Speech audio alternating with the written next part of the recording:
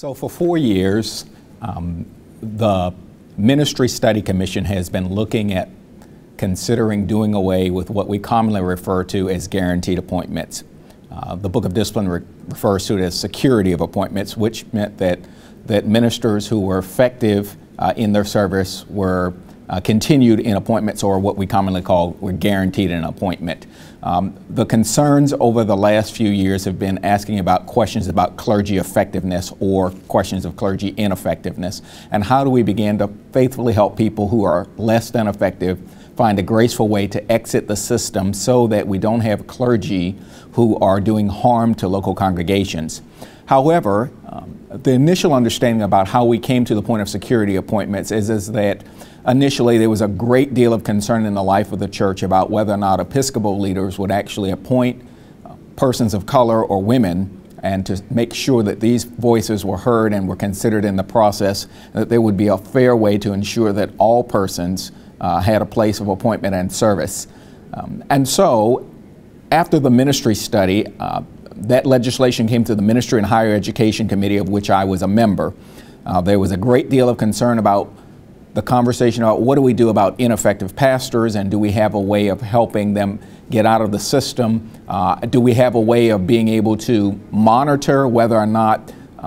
bishops are randomly appointing people, or whether or not there is concern about whether or not bishops will appoint people, whether or not there will be a concern about whether or not pastors will lose their prophetic voice or ability to be able to speak to issues, and as a result be taken out of appointment. So that was some of the conversations within the committees.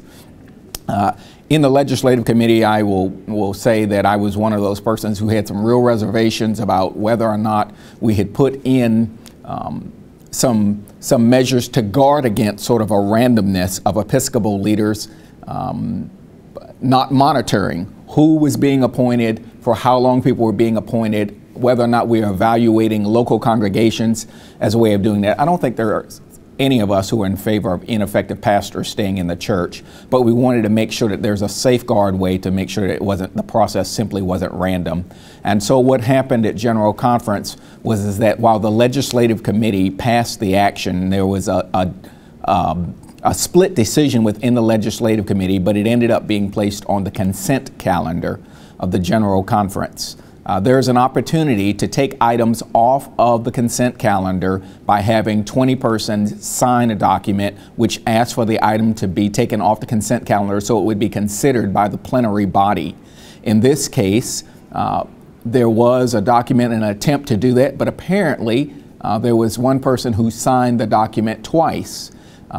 This morning in the session, it was identified that there were a couple of petitions that were not to be reconsidered because there was an invalid signature, but there was no number given for the particular petition, so persons were unaware of which petitions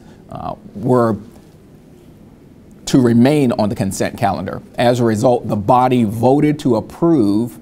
the consent calendar on which guaranteed appointments were to be reconsidered. There was an attempt on the floor this morning to have that reconsidered by the body, but the body overwhelmingly voted against reconsidering the idea of guaranteed appointments. Thus, the legislation passed. It is possible that pastors will be placed on transitional leave for a period of time, as long as up to 2 years, and that is going to bring about, I think, a great deal of anxiety amongst some of our clergy. I think the hardest part of all of that was yesterday there was a significant amount of conversation around guaranteed appointments or lifetime appointments for Episcopal leaders. And so we thought at least that there would be additional conversation about whether or not that same standard would be used in conversation with the clergy. And it is a matter, in fact, of whether or not clergy are fruitful and whether or not Episcopal leaders are fruitful. But the fact that we had very little conversation about that, and the fact that that passed on a consent calendar, is probably going to be significantly troubling for many people. I played the role in trying to make sure that we put a monitoring system in place to be able to examine how are we doing as we make appointments over a period of time, so that we could actually monitor and say whether or not we were being consistent, whether or not any group was being singled out. Here's what the change means for South Carolina. pastors will need to demonstrate effectiveness. And I think that that's a good thing because it holds all of us accountable. But there is some concern about whether or not we will have a consistent process that ensures that persons of color,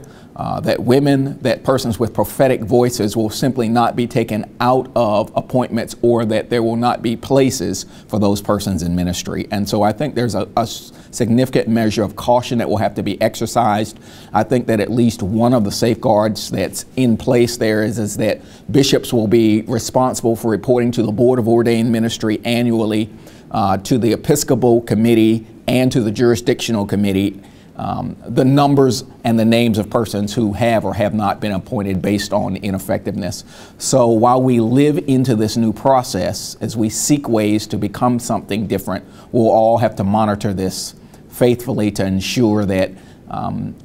that we are being consistent across the board and that clergy are given a fair opportunity to demonstrate fruitfulness. It's not all that I would have liked to have done, but it's a starting point, and I think there's room for us to continue building and re-examining that if it turns out that we found out that we've created something that we're not happy with.